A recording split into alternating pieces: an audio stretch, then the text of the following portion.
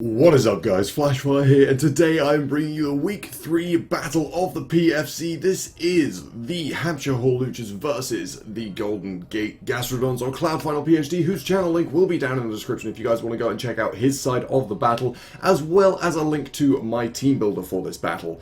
So if you guys want to go and see what sets I'm running and why this week, then absolutely go and check that video out so that you can understand my strategy in this battle. Now, my opponent did bring some stuff I was scared of. He also didn't bring the Magnezone, which made me really happy. It meant that I was able to play with my Sizzle a bit more freely. However, as you will see, he did bring the one thing that I thought was going to be an issue for my MLG strats, which is that Scarf Infernape, and that is going to be a big problem for me. But we're just gonna hit play right now and see what happens. So.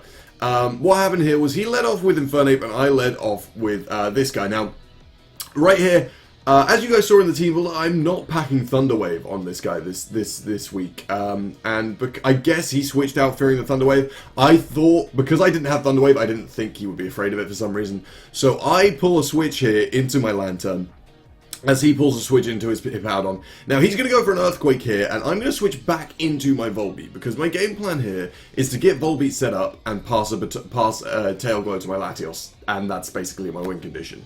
Now, I know that Volbeat can set up on this guy, so I just go straight into it here. We're going to go for a Tail Glow straight away, as he does set the Stealth Rocks. So, right here, I'm expecting him to be packing the Whirlwind. I'm expecting him to want to go for it. I'm expecting him to want to stay in. I think he may have been afraid of this being a special attacker on its own or something similar. Or he just doesn't pack the Whirlwind. So I go for an Encore here, trying to Encore him into Rocks as he switches into the Cresselia, which isn't that great for me. Now, obviously, passing into my Latios on the Cresselia is not often a good idea, because a lot of the time these guys run Toxic, they run Moonblast, all this kind of thing. So I just went for a Roost here. I wanted to see what he was wanting to do as he pulls a double into the Infernape. Now right here, I decide that, you know what, I've messed around for long enough, I'm going to Baton Pass. I'm going to go into my Latios. Now this is possibly a lot later than it should have been. But I mispredicted him, basically, is what happened. He didn't do the things I was expecting him to, and that meant that I had to delay passing into this for quite some time. Now, right here, I take a bunch of damage from this Flare Blitz, and he actually gets the burn. Now, like I said, this is Scarf Infernape. We don't find that out right here, but I ran some calcs after this battle, and I found some interesting stuff that I'll get to in a sec. So, we're just going to Mega up here and fire off a Psychic, because obviously it kills this guy. Wasn't expecting him to be Scarf at this point, so we're just going to throw a Psychic out, and then throw a Shadow Ball at this Cress. Now, the thing here is he's going to bring back the Infernape here, and just go for a U-turn and take me out. However, if he hadn't got that burn, I can live Rocks, that Flare Blitz roll he got, and a U-turn, guaranteed. I think I live on like 99%. No, on 1%, sorry. I take 99% damage. So I would have been able to get 2 kills with this guy. Instead, I only got 1, and I'm really sad about it. So he's going to take me out with a U-turn right there. My MLG strats to 6-0 him at an end very quickly. So he's going to go into... He's going to go into his Escavalier as we go into Boombox, and I figured right here, I can just make the safe play. I can just go for Flamethrower. I have a really safe switch into this guy in the Rotom. We land the crit there, it doesn't really matter too much. We can't stay in because Earthquake will wreck us. So we're going to go into Rotom right here, as I believe he goes for a Slack Off.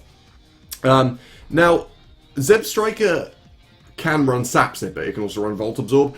I figured because this guy is a ground type, he already has an electric immunity, he's most likely going to be running Sap Sipper on the Zeb Striker. So right here, we could have gone for a Volt Switch if we were feeling brave, but instead we just went for a Will-O-Wisp, get some residual damage on this guy. I do believe he ends up being Life Orb, so that's great for us.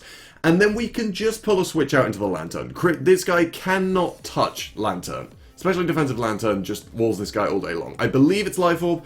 There we go, yep, Life Orb damage shown. So, we're pretty safe right here. We can just fire off a Scald, have a good time. Nothing wrong with that. Unfortunately, we don't stag the burn on this guy, so I figured we could switch into Volbeat. We can take any one hit, probably. Mega Horn Okos us. That tells me he is Choice Band, and I'm afraid. So we're going to go back into this guy. Once again, we're just going to make the safe play go for Flamethrower. There was every chance he overpredicted and stayed in right there, predicting me to Boom Burst on this guy. Unfortunately, he doesn't, so going to get a Flamethrower off on this guy. Once again, though, we're just going to switch back into Rotom right here. Now, arguably this next turn is a misplay by me. I should have predicted him to switch. Well, see, this is the thing. I made the same mistake twice in a row. I did the same, like, with the X-Cloud, I did the same thing twice in a row, expecting him to over-predict. And this time, I do this, I expect him to over-predict. I expect him to think I'm going to over-predict and do something different. So, instead of going for Will-O-Wisp, no, instead of going for Leaf Storm right here, what I should have done is just Volts. Wait, no, hold on. Oh, yeah, no. I got Toxic on the Switch, and I go for a Leaf Storm right here. Like I said, him being Sap Sip are completely irrelevant. We can just switch into Lantern and it's fine. But it's just a bit unfortunate that I should have predicted that, is what I'm trying to say. But we're just going to pull a hard switch out into Lantern right here. We can eat up any hit from this, like I said, and as he goes down to Burn plus Life Orb next turn, we can get a lovely, lovely Heal Bell off, and our Rotom isn't toxic anymore. So at this point, we're even in pokes, but we're kind of just sad, really, because Latios got bodied far too early, and I'm very upset about that. But he's going to bring in Nimbus right here, and I have no switch into this guy. I just have to stay in and go for a Scald. Sizzle comes straight back out right here. I cannot afford to go for anything other than U-turn. If he packs the Fire Blast and I go for a U-turn, I lose guaranteed every single time. So I have to Bullet Punch right here, as he does go into the Escavalier and eat that up. So unfortunate for me, but we're just going to stay in and Bullet Punch right here because we don't have a switch into Banded Escavalier. I know Escavalier can't OHKO me, and my best play is to just weaken this guy and all that kind of thing. So he's going to go for a knockoff, get rid of my Choice Band, which is very sad for me, but it allows me to go for a knockoff and take him out, which is great. However, I didn't really think that far ahead because now I just don't have a switch into Banded Ape, and I lose. Not Banded Ape, Scarf Ape. So, unfortunately, my opponent ended up bringing the one thing that was possible on his draft that would crush my strats, my MLG strats, and we got bodied. Wasn't great.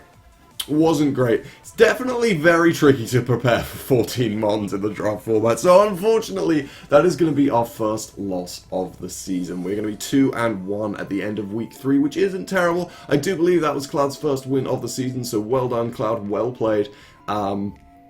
But yeah, that is going to be the end of week 3, guys. If you are hyped to see the Hampshire Hawluchas come back next week and take a win against the New Orleans Pellet Peppers, leave a like down below. We are going to be battling John next week, guys. And I do believe he's just going to get crushed. He just doesn't really have a chance. Like, I heard he wasn't even that good at Pokemon, so I'm just gonna Shrek him. Is basically what's going to happen. That's the plan. We're going to bounce back from this loss. We're going to destroy John. Good plan? Good plan. I thought so. So, thank you guys for watching, and I will see you next time.